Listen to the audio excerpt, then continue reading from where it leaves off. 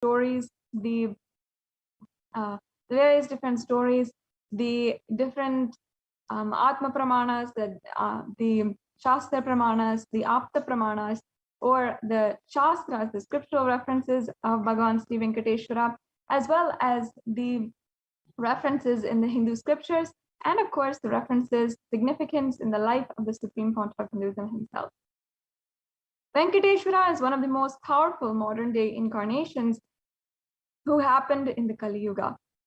Mahavishnu came down as Sheshadri Swamigal, and Bhudevi took birth as Padmavati, and they got married and stayed in the planet Earth with the body for at least 200 years, and created a beautiful kingdom, blessing the devotees with wealth, health, and all the auspicious things. He decided to stand in Tirumala, making himself available to all the devotees. Venkateshwara just became a deity. The very body, how he is standing, he just became the Archavatar. And the Archavatar means the incarnation in the form of the deity to receive all the worship and devotion of the devotees.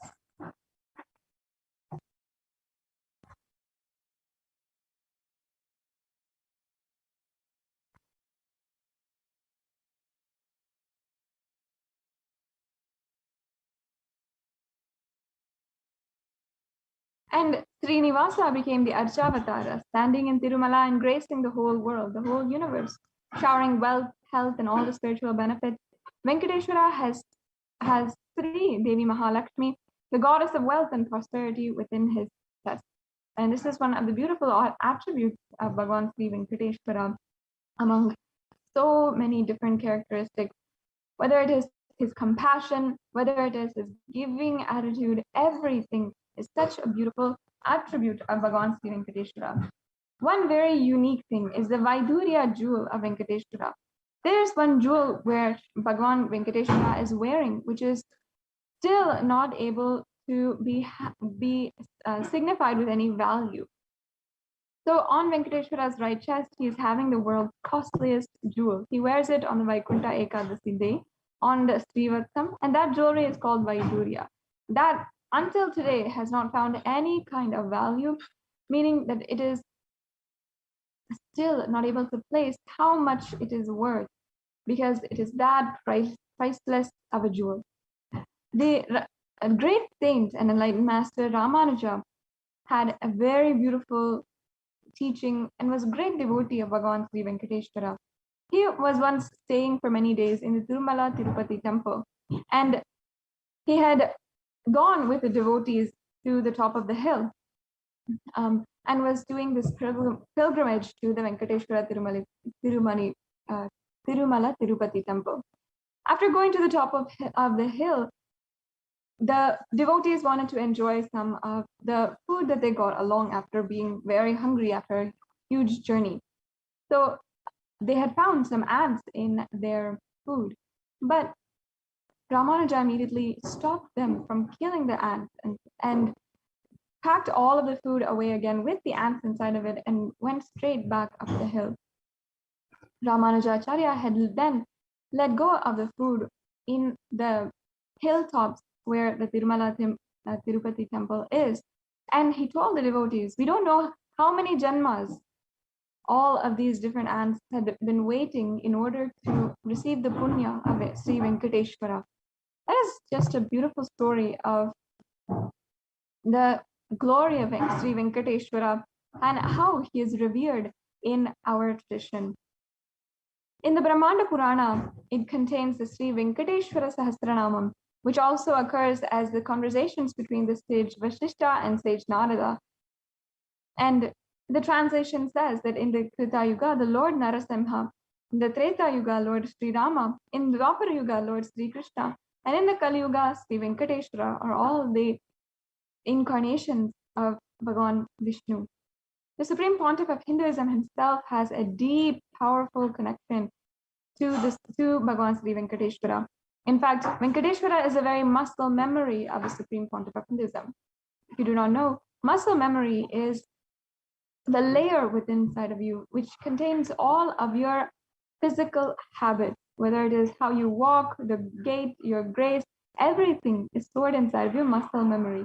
And the Supreme Pontiff of Hinduism has a very significant connection to Venkateshwara, having been literally fed the prasadam of Venkateshwara in the very first days, initial days when he was conceived and he was in the biological mother of the Supreme Pontiff, had announced that she was carrying. And there are so many benefits of worshipping Bhagwan Sri Venkateshwara. Today, in this darshan, Bhagwan Sri Venkateshwara is manifesting through the Nijavatara, the living incarnation of Paramashiva, the Supreme Pontiff of Hinduism.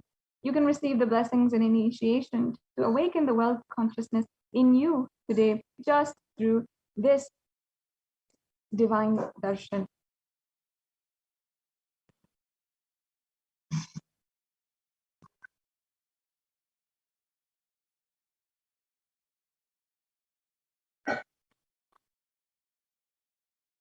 So now let us get into the concept of wealth in Sanatana Hindu Dharma. There are two dimensions of wealth, Shankanidhi and Padmanidhi. Shankanidhi means conquered wealth, conquered from natural resources. Padmanidhi means flowered wealth, like a lotus, created. Padmanidhi is made to flower from natural resources.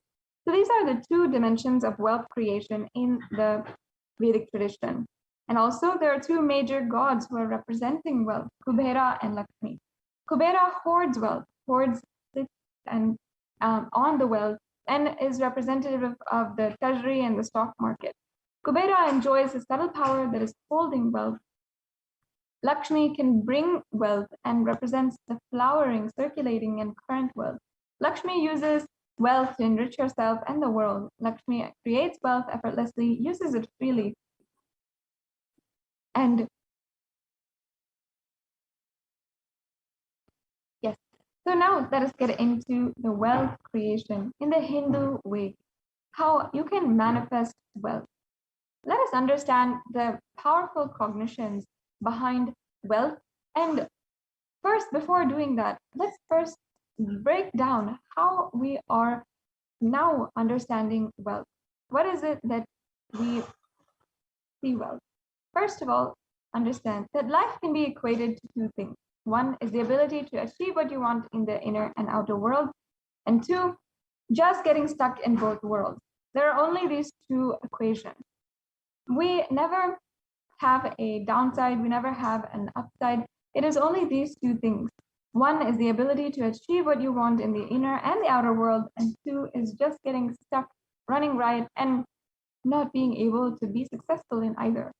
Everybody wants wealth, but they do not increase the wealth and the life in them to the level that they want it. Wealth can be equated to the life energy you express. It is a straight question because as on now, a normal man has wealth as a first priority in life. So if you do not have wealth, don't blame anybody. You are not expressing life in you. Life energy is not happening in you. Well, this might be seeming harsh, that you might feel that you are having that life energy inside of you. Just take a few moments and see. For the amount of wealth that you feel that you want to have, and the amount of activism in your life that you need to create that wealth, are we really aligning these two? Life energy itself is powerful enough to generate the wealth that you want. Creating wealth is an intrinsic part of your life. Krishna says very beautifully in the Gita, Gahano karmano gatihi, meaning the universe by its nature works, works, and works. If you have at least the goal of creating wealth, you will be creative. Your energy will be channeled properly. The first priority in life should be for moksha, and the second, until the enlightenment happens, it is creating wealth.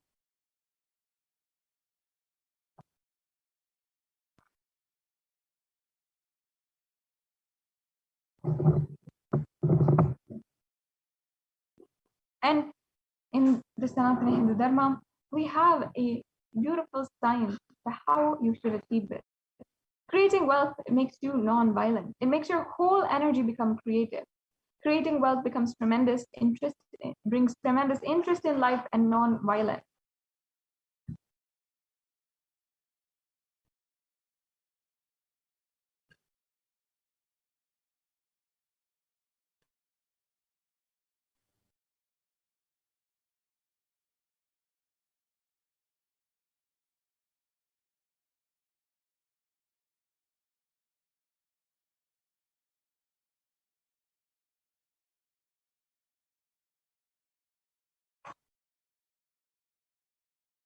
And wealth is not just an object or a thing to be achieved. Wealth is the very extension of you. Anything that adds to you is wealth.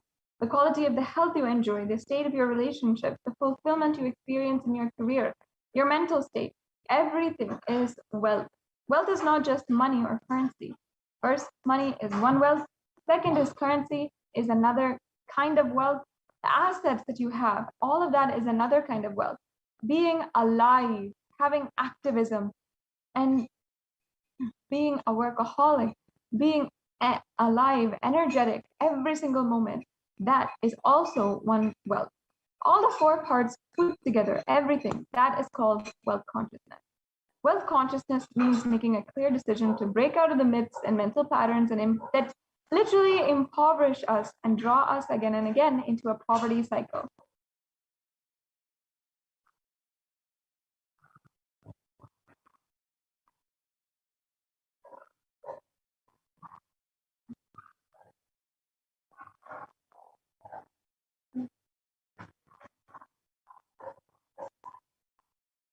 And you don't manifest your desire, you manifest your cognition, what you cognize and perceive as reality. You don't have to manifest your desire, you will only manifest what you believe. We never manifest what we want. This is a fundamental cognition that we have to really understand. You manifest what you believe, not what you desire. So deep inside of us, we have to change our fundamental belief. Many of us say, I really desire wealth, but deep down we believe that wealthy people are arrogant people, bad people. They do a lot of wrong things. If you believe that wealthy people are arrogant, bad, wrong, they do many things, and they exploit others, if you have that belief, how are you going to manifest wealth in your life?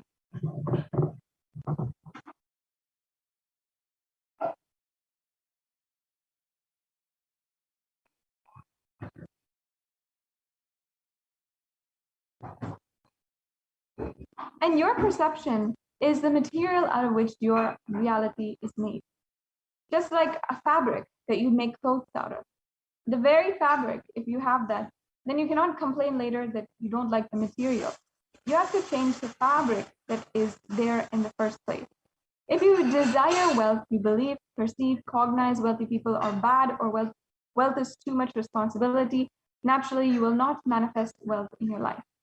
So let us now look at all the beliefs that you carry about wealth. Let's give us a breakdown.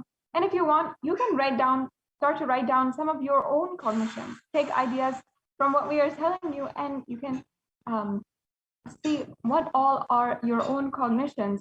Deep down, truly internalize. Take a few minutes right now, grab a notebook and a pen, and do this exercise and see what are really the cognitions that you have about wealth. I promise you that if you do this just for 15 minutes and just analyze inside of yourself, and you start this process of deeply questioning your fundamental core beliefs, you will see how it starts a shift in you. Wealthy people are arrogant people, bad people. This is one of the common misconceptions that each and every one of us have. And it starts from a very young age. We all carry a deep resistance of wealth, leading to not accumulating wealth. And even if we accumulate it, we certainly just simply lose it. The truth is that arrogance does not come by wealth. Arrogant people will be arrogant whether they have wealth or not. Arrogant, of course, meaning that you feel that you're more important, or you feel that you're known more than other people as well. But if we wrongly associate wealth to arrogance, we start to create a pattern. And then we start to hate wealth as well, the same way that we hate arrogance. Another common misconception that we might have is that poverty is good. Deep inside of us, we label poverty as a good quality. We feel reverence and respect for poverty. But how then, if we create this inside of us, could we generate wealth? Could we generate how much wealth we want in life, how we want to live our lives luxuriously when we think that poverty is good? In many streams of society, poverty consciousness and feeling impoverished is seen as something good. And many of us feel that as humbleness. But often our arrogance and attachment to that mentality makes us more and more more and more impoverished and helps and makes us suffer more and more in our life. Finally, we have another here common misconception, which is that handling wealth is more responsibility. We may feel uncomfortable. We may not feel ready to take on the responsibility that comes with wealth. We always see wealthy people have so many problems, have no time to do what they want. And that is always something that we have to break inside of us. Understand that we also sometimes even think that making money is a sin. The truth is that you have to create as much wealth as you can, celebrate it, share it. Wealth consciousness is a highly creative way of doing that. And some of us even think that you have to be worthy of it. Wealth serves those who are wealthy in their very consciousness. That is the fundamental truth. There is nothing about worth or not. In the whole universe itself, there is nothing worthy.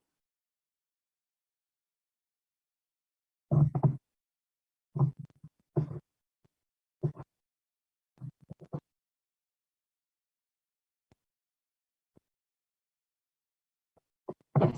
So we always have to understand anything you cognize, you create a certain energy field about your cognition. You attract situations, people, everything around you to make that cognition into reality. All you need is will persistence. Your decision, you are not going to give up your intention, is will persistence.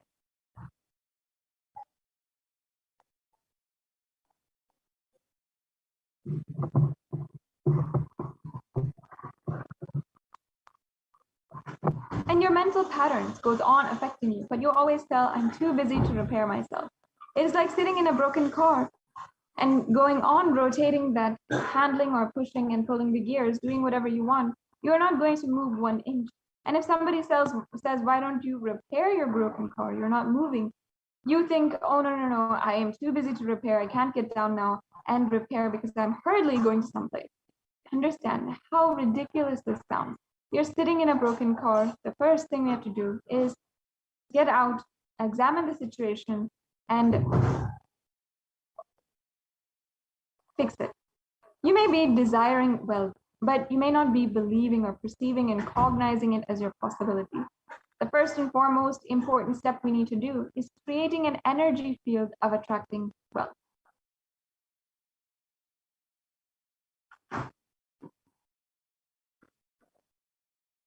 Yes, and who better to be able to do this than with the Supreme Pontiff of Hinduism himself? The Supreme Pontiff of Hinduism has literally given us the sacred secret, the cognition. Just by listening, you can shift everything inside of you and have a breakthrough in your wealth consciousness today. I know that there are so many people out there who are waiting to have that breakthrough in wealth consciousness. So let's now watch beautiful satsang where Swamiji himself delivers.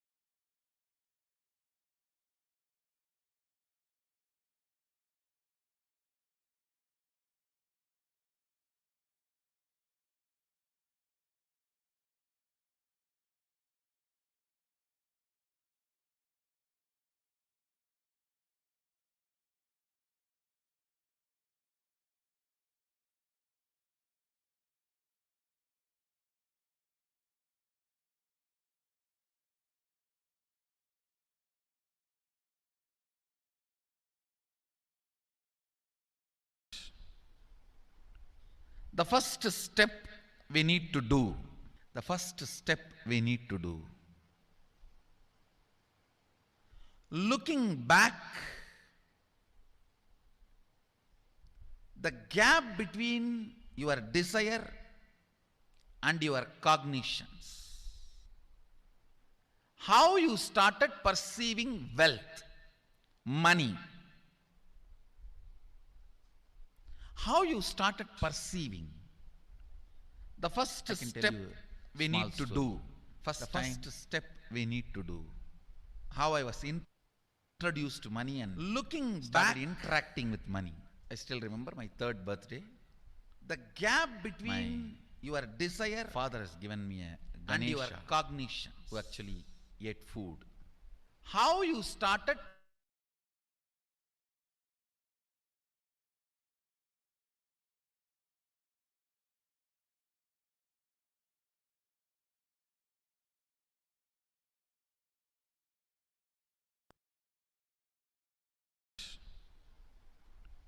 the first step we need to do, the first step we need to do, looking back, the gap between your desire and your cognitions, how you started perceiving wealth, money, how you started perceiving. I can tell you a small story. First time, how I was introduced to money and started interacting with money. I still remember my 3rd birthday. My father has given me a Ganesha, who actually ate food. If you have read my biography, you would have read the incident. If you are interested, you can go to YouTube, where I have narrated the whole story. I was given that Ganesha as a gift, and I was so curious and busy with playing with the deity. And then in Indian village we have a habit, all the family elders will give coins on the birthday as a gift to the kids. So I was sitting and playing with my Ganesha, and all the family elders came. I am supposed to bow down to them. It's a tradition. So I touch their feet and they will give money. A lot of money got collected. Must be some 70, 80 rupees. In those days it's a big money, and for a kid it's a too big money. And it was too much of coins and notes, so my father helped me to pack the whole thing in a hand key.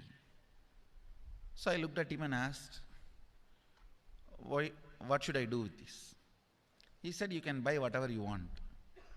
I said, I don't need anything. I only wanted this Ganesha. You already gave it to me. I don't need anything. He said, then you can give it to anybody you want. So I just called all my cousins, brothers, everyone was playing. I grew up in a large joint family. 27 of us grew up together. So it's almost like a one school, small school. So all of them are playing. I called in my loud voice, hey, anybody wants, come and take this money. I don't want it.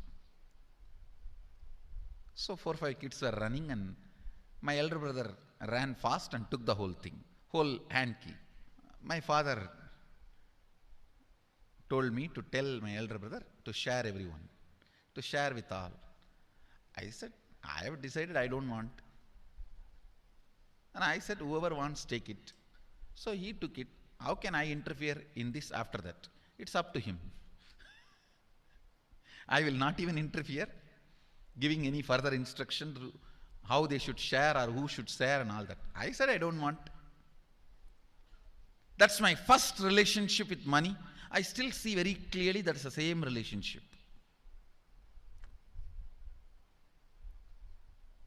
Still, I don't touch money. I don't handle. Never felt the need. Anyhow, I am not saying this should be your pattern or this should be your, I am just giving you an example how I started relating with. So now dig out how you started relating with money. That was actually my completion with money. I touched first time money only to give dana. Still I am doing the same thing. Still I touch money only to give dana. How you cognized money, wealth, what all your perceptions and beliefs and cognitions about money. Let's dig out. Let's get them out first. The moment you remember money, does it bring tremendous pain, suffering, impossibility, all that in you? What is the emotion or energy it invokes in you?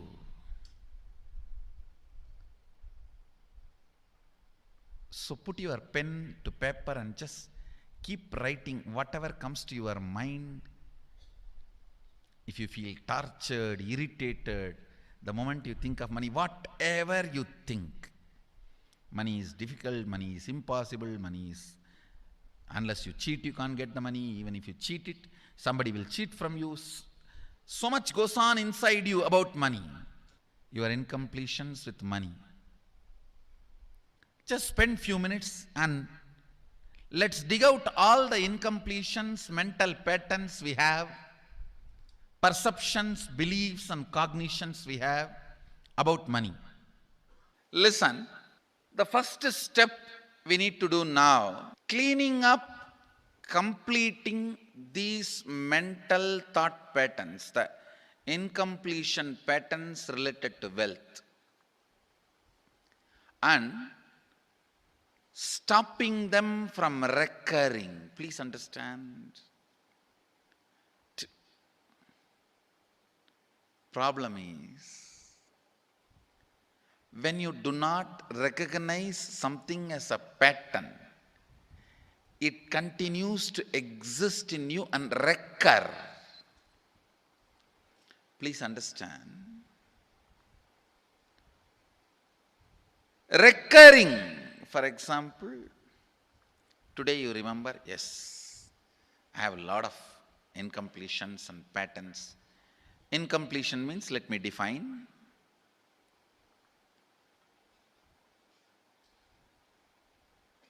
Your past sitting in your present, not letting you live your future, is incompletion.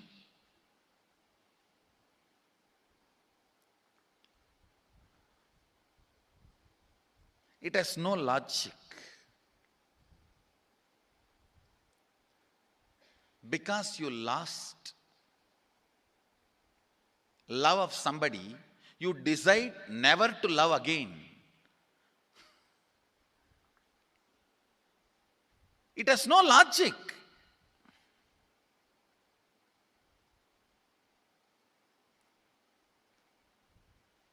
Tons of negative decisions, cognitions you make about life is incompletion.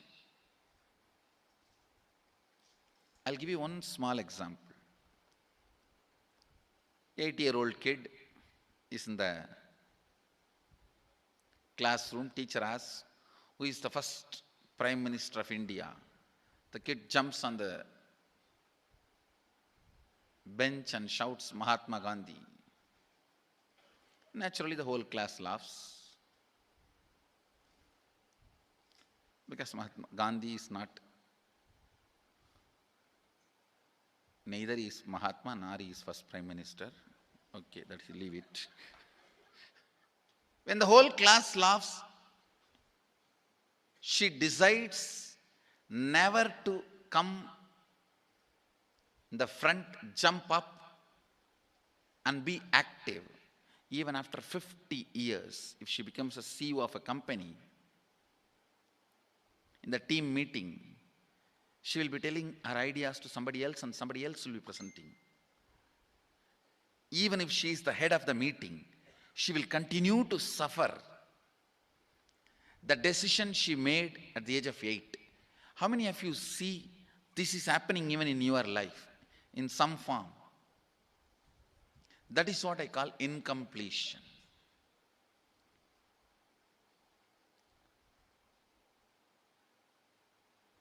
Understand, there is a very powerful science by Sadashiva in Agama. Sadashiva is the first Guru, Adi Guru. He explains in Agama, of course, the moment I utter this word, many will have many questions. What? Sadashiva? He was supposed to be God. Was he Guru? He was supposed to be energy. Was he teaching? Let me be very clear. He is the pure consciousness beyond time and space, but he also assumed form within the time and space. The formless came in form many times and taught the great spiritual truths to the world. We should not even use the word was. Is the right word.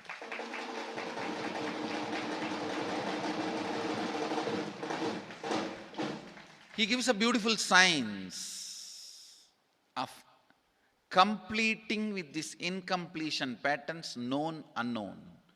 Understand, if you know the reason for certain pattern, it is called known pattern. If you don't know, it is unknown. Sometimes you will have a heaviness, suffocation, but you don't even know why. That is unknown pattern. Sometimes you know why you are going through what you are going through. That is known pattern. Known or unknown, you can complete. You can be out of it. It is possible. It is possible.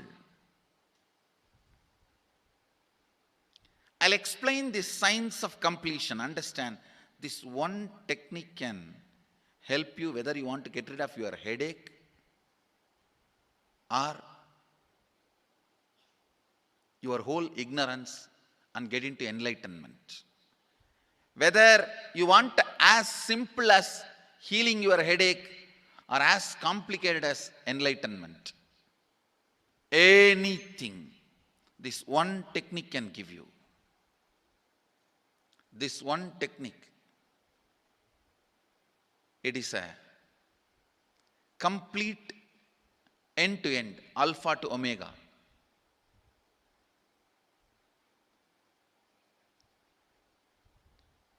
It's from Sadashiva directly. In the Agama, 94th verse, 22nd technique. The chapter is called Shivajnanopanishad and also called as Vijnana Bhairava.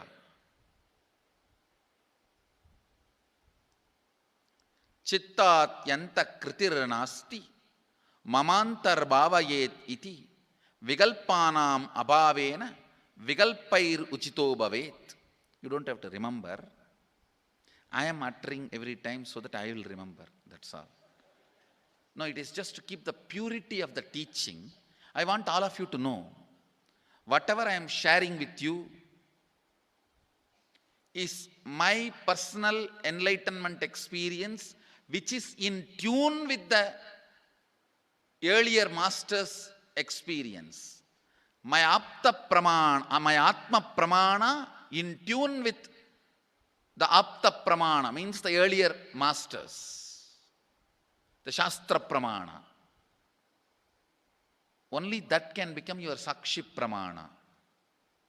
Never learn from a person who does not have Atma Pramana, enlightenment. He will be only Pandit, repeating. Same way, never learn from a person who claims yes, enlightenment, but does not keep his experience in tune with the Shastra Pramana and shares with you. It's always dangerous. Maybe it must have been good for him, but we don't know whether it is good for all of you. The Atma Pramana should always be acid washed with Apta Pramana, Shastra Pramana. Only that can become Sakshi Pramana, experiential reality for you. Never learn from anybody who has only knowledge, not experience. Same way, never learn from somebody who claims having only experience and does not connect, purify, make it in tune with the Shastra and presents it to you. There is always a danger. If you don't bother about the Shastra Pramana, you may be having kakka biryani. Be careful. Listen. To keep the purity of the teachings, I keep the original Sanskrit verses. I'll give you the translation now. Consciously feel within the mind stuff of past memories of incompletion, with its activities as mind, intellect, and ego, not existing in me. By contemplating this way in your inner space, disidentify from the past impressions and memories of completion. Put your active attention at the space of past happening. Relive these imagined impressions and memories of incompletion. Then the mind stop having fully ceased from its present characteristics of forming thought patterns and cognitions is complete. Thus you become complete and achieve the original space of complete completion. Listen. Now I will explain. I have read out the translation. I will explain what to do. Now you wrote many of the patterns, incompletions, thought currents you are having about money, ideas, cognitions you developed about money from the young age. Do only one thing. Just go back to that same age when the incidents happened in you, the cognition started building in you, the beliefs started building in you, the ideas started building in you, the perception started building in you. Relive the same situation. I am not asking you just remember. Remembering means, for example, something happened at the age of 7 which is still hurting you about money. You asked 1 rupee from your uncle and he did not give, but he gave it to his son. It's still sitting and hurting. If now you are 47, this happened 7. You being 47-year-old person and remembering what happened at the age of 7 is remembering. Forget you are 47. Forget who you are now. You may be having millions. Just become that 7-year-old who asked and did not receive. For you that 1 rupee must have been almost life. I have seen people, they develop even wheezing when they were not given as simple as a chocolate or an ice cream by their friend or family or brother. I have seen. Because for a child, it may be life. Just go back, forget who you are now. Become that person. When that incident happened, relive. Just see what has happened at that time. You will see many of the unknown, suppressed emotions will break. And I tell you, many diseases will be healed. I have seen people walking out of tumors, cancers, asthma, wheezing, just by completion. Because many of your diseases have their roots in some of the incompletions of the past. When you relive, many pain parts in you breaks. Pain bodies collapse. The pain patterns melt down,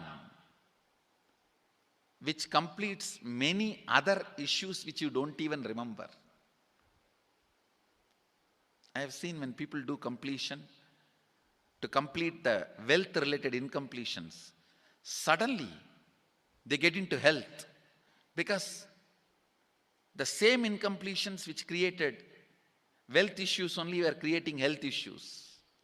When they melt down, people become free even from both. Listen carefully. I'll repeat once more. Now you would have written so many patterns, incompletions, thought currents, ideas, cognitions. Take few minutes. Go back to each incident, each pain, each hurting. Relive, relive, relive. Don't justify what happened. Don't try to console yourself. No consolation will work. No justification will work. Neither help others nor try to help yourself. Just relive. I've seen when somebody has tears, others try to console. No, relax. You are not more compassionate than me. Let me do that job. You don't interfere in my job. Let you just go through. Even you don't try to console yourself. That is not going to work. If something has to break inside, let it break. It's okay.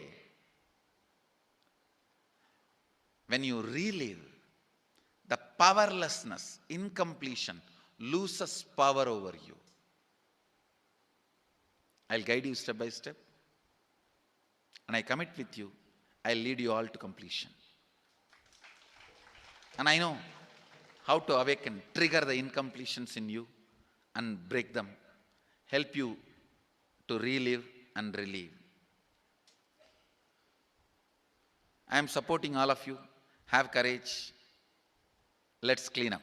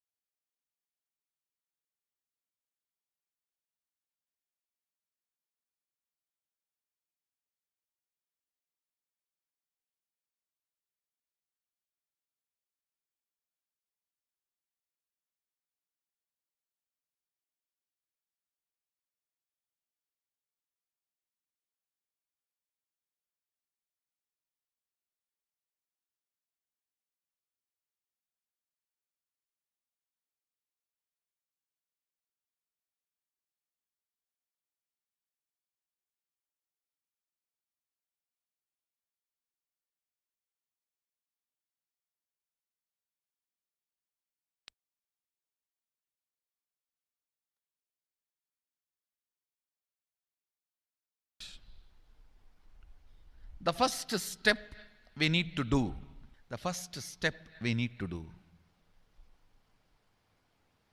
looking back, the gap between your desire and your cognitions. Yes. How you started Now let perceiving us wealth, enter into the money. next segment and enter into the exercise. How you started perceiving.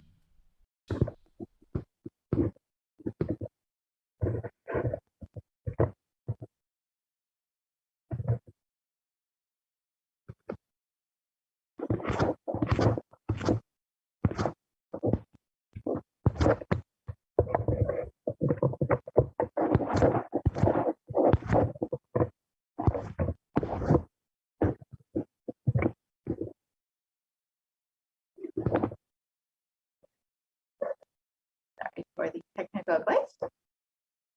now let us enter into this next exercise. Understand how we can create this space of completion in order to manifest what exactly we want. How do we create this energy field?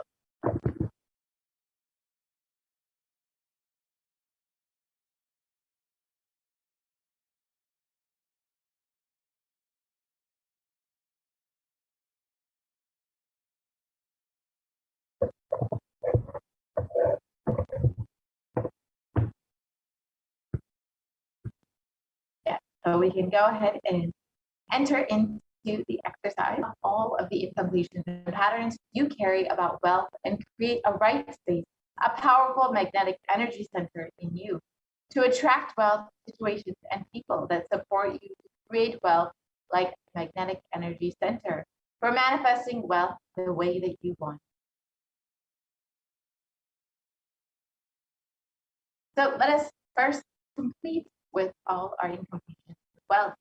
Dig out all of the incompletions about money, whether it is about making money or about saving money, whatever the incompletions may be. Just start digging out whatever incompletions, incomplete cognitions that you carry about wealth. Keep writing whatever comes to your mind the moment you remember money. Does it bring tremendous pain, suffering, impossibility? All of that in you. What is the emotion or energy it invokes in you? The moment you think of money, whatever you feel and think, money is difficult, money is impossible. Unless you cheat, you can't get money. Even if you cheat, somebody will cheat from you.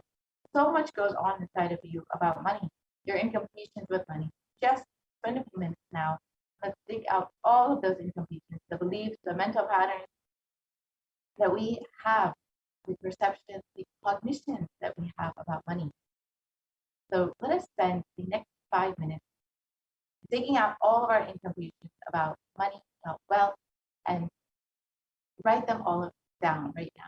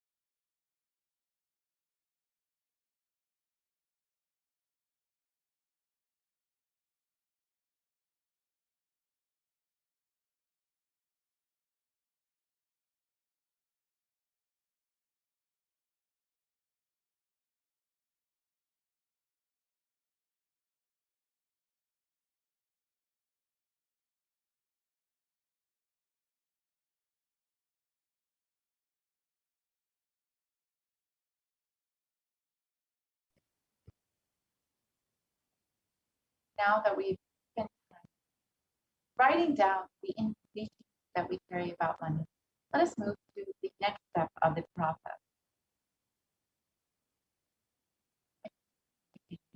Slide, please.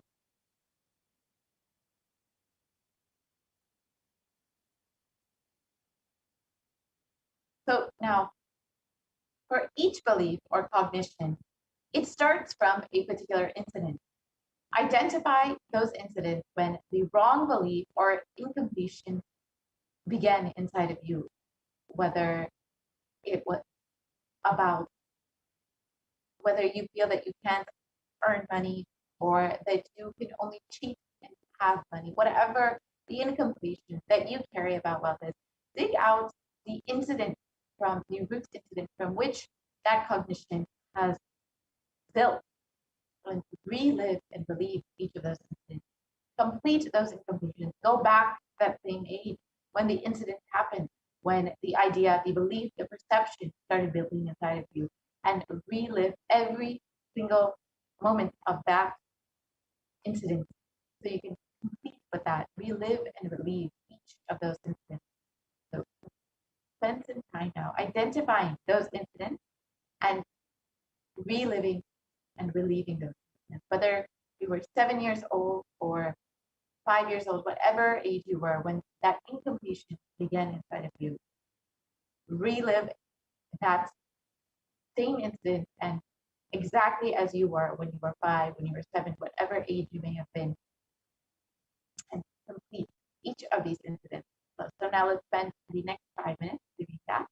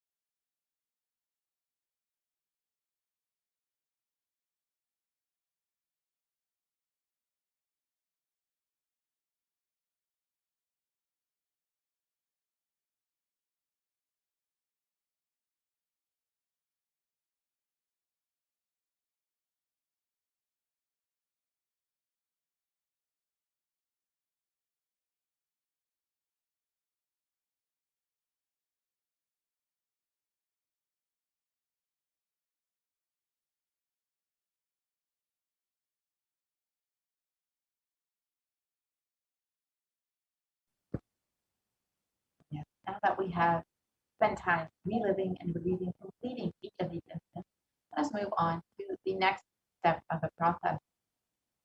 Now, let us consciously decide what it is that we want to manifest within the next 3 months in the dimension of wealth.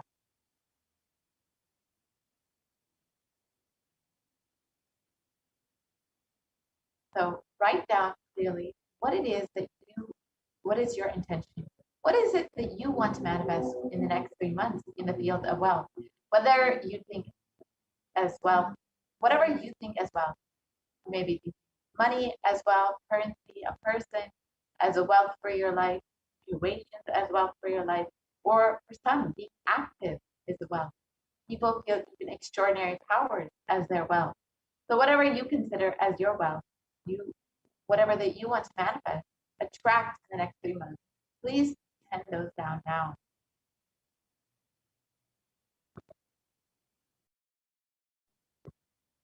Yes. So we will spend the next 5 minutes penning down what it is that we want to manifest in the dimension of wealth.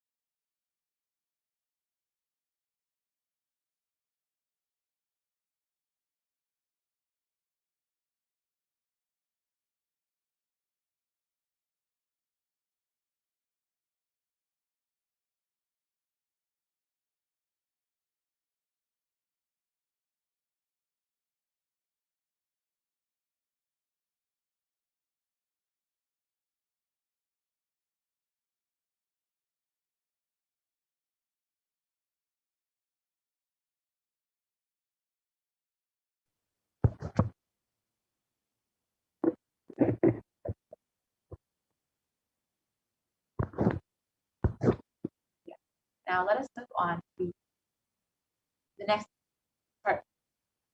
Let us understand exactly how we can manifest what it is that we want to manifest in the next 3 months. It is through Guru's grace that we can manifest anything that we want in the dimension of wealth.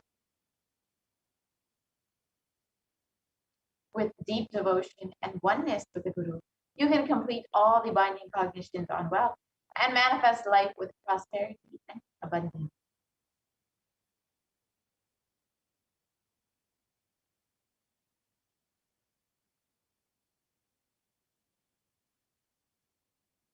In the Guru Gita, it describes the Guru.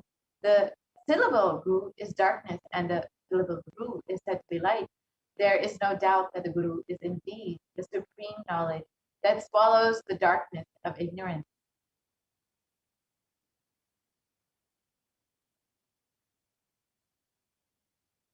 And in verse 18 of the Guru Gita, it states, always remember the Guru's form, constantly repeat a divine name given by the Guru, always follow the Guru's command, think of nothing other than the Guru.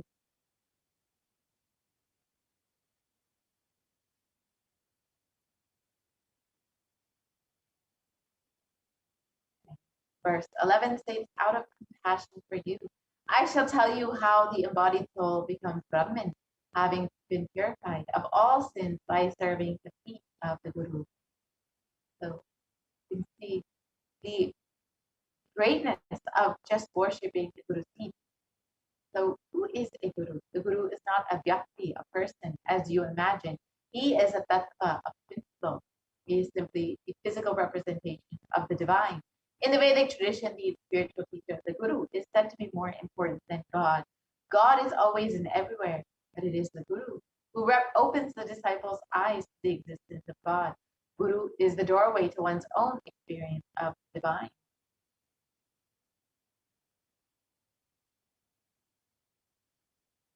Guru exists as the embodiment, the manifestation, manifest form of God. God, Paramashiva, is the unmanifest form of Guru. God is the state of Guru. Guru is the statement of God. Gurus are the manifest of Paramashiva, and Paramashiva is the unmanifest existence of Guru. And Guru Bhakti, devotion to the Guru, is intense, pure existential energy which can liberate you from all known, unknown, and unnecessary delusion.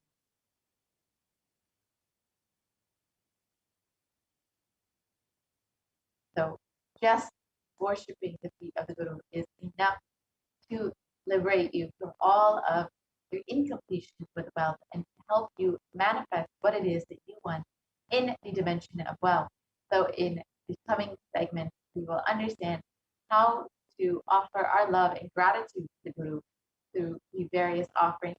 Now we will be having a very special program, the Venkateshwara readings, with the blessings of the Supreme Concept of News of Jagatguru Mahasannidhanam, His Divine Holiness, Bhagavan Nithyananda Paramashivam.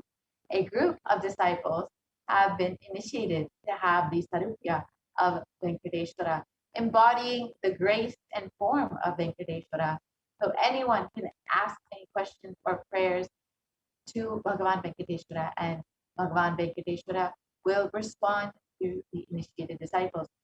So now you have an opportunity to ask your questions in the Venkateshwara reading directly to Bhagavan Venkateshwara and receive your prayers, blessings answered. So you can go ahead and fill out your questions at tinyurl.com/reading. So we will project that form for you for a few moments. So you can go ahead and visit and fill out any of your questions or requests for blessings from Bhagavan Venkateshwara.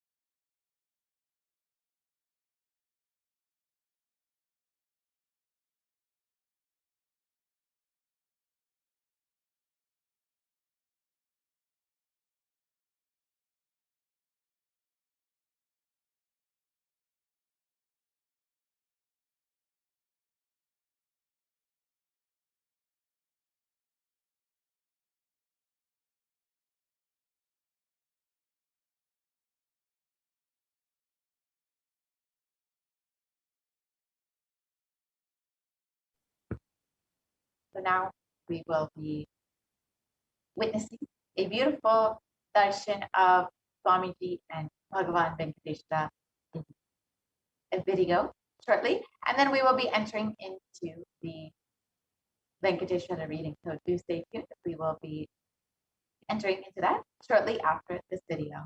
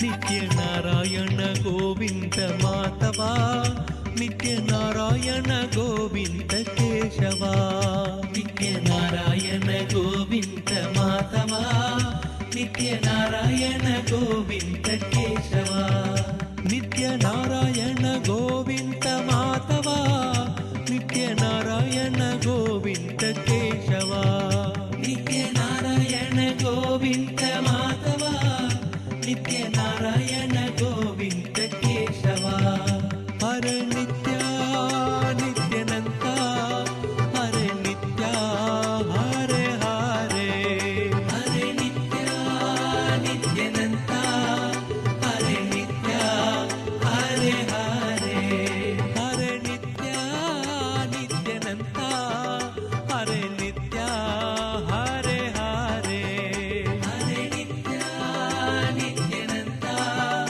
हरे नित्या हरे हरे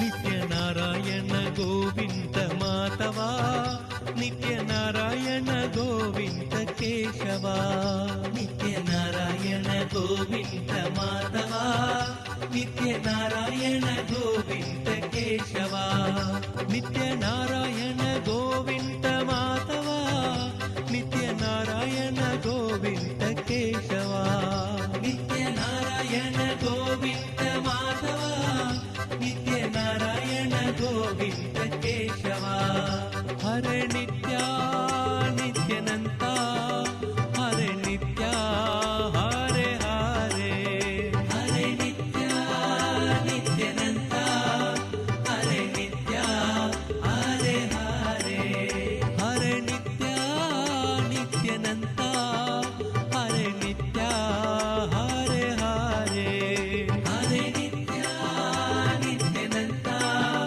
हरे नित्या हरे हरे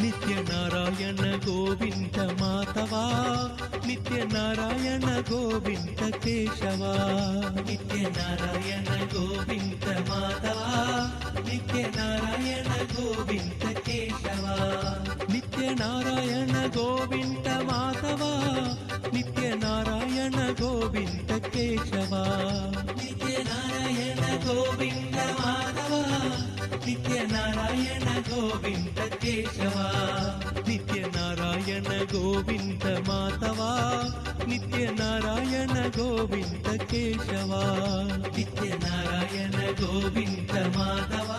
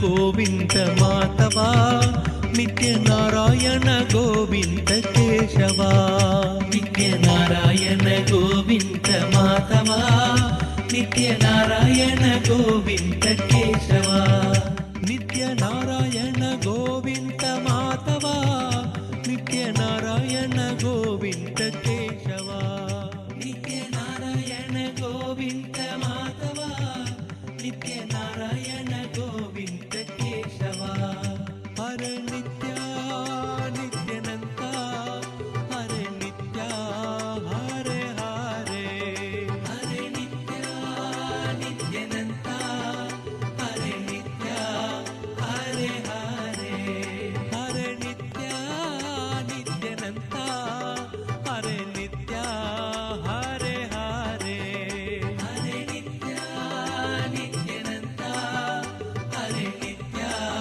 ಹರೆ ಹರೆ.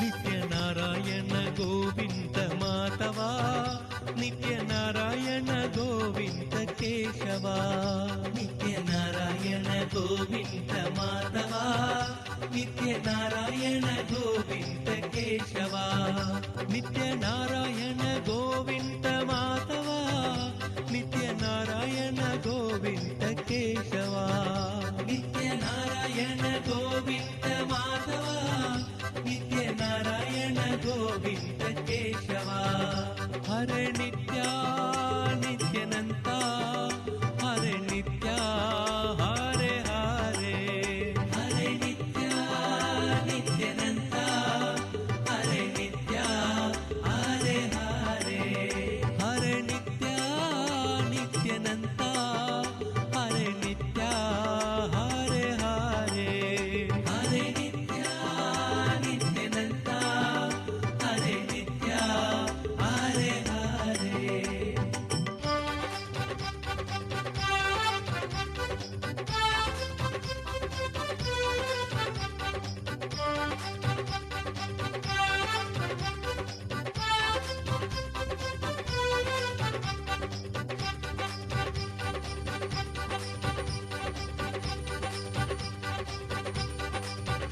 ನಿತ್ಯ ನಾರಾಯಣ ಗೋವಿಂದ ಮಾಧವ ನಿತ್ಯ ನಾರಾಯಣ ಗೋವಿಂದ ಕೇಶವ ನಿತ್ಯ ನಾರಾಯಣ ಗೋವಿಂದ ಮಾಧವ ನಿತ್ಯ ನಾರಾಯಣ ಗೋವಿಂದ ಕೇಶವ नित्यनारायण गोविन्द माधवा नित्यनारायण गोविन्द केशवा नित्यनारायण गोविन्द माधवा नित्यनारायण गोविन्द केशवा नित्यनारायण गोविन्द माधवा नित्यनारायण गोविन्द केशवा नित्यनारायण गोविन्द माधवा